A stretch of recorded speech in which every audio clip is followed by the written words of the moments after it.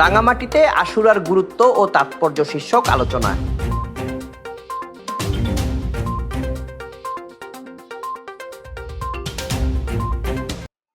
পবিত্র আশুরা 1446 হিজরি উদযাপন উপলক্ষে আশুরার গুরুত্ব ও তাৎপর্য শীর্ষক আলোচনা সভা ইমাম, সহকারী ইমাম ও মুয়াজ্জিন হিসেবে দায়িত্ব পালনের 2 যুগ পূর্তি উপলক্ষে সম্মাননা স্মারক প্রদান ও দোয়া মাহফিল অনুষ্ঠিত হয়েছে।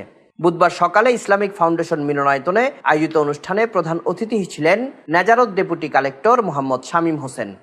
ইসলামিক ফাউন্ডেশন শিক্ষক সমিতি রাঙামাটি সদরের সভাপতি মুফতি মোহাম্মদ শামসুল আলমের সভাপতিত্বে ও সাধারণ সম্পাদক মুফতি ওমর আলীর সঞ্চালনায় বিশেষ অতিথি ছিলেন ইসলামিক ফাউন্ডেশন রাঙামাটি জেলা কার্যালয়ের উপপরিচালক মোহাম্মদ আশরাফুজ্জামান।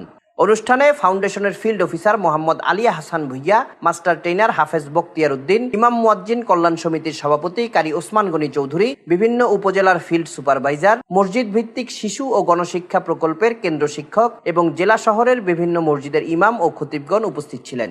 সভায় বক্তারা আশুরার গুরুত্ব ও তাৎপর্য শীর্ষক আলোচনা করেন। পরে বিভিন্ন মসজিদে ইমাম, সহকারী ইমাম ও মুয়াজ্জিন হিসেবে দায়িত্ব পালনের 2 যুগ পূর্তি উপলক্ষে সম্মাননা স্মারক প্রদান করা হয়। অনুষ্ঠান শেষে দেশ ও জাতির মঙ্গল কামনায় দোয়া এবং মোনাজাত পরিচালনা করা হয়। Desk report, CST TV।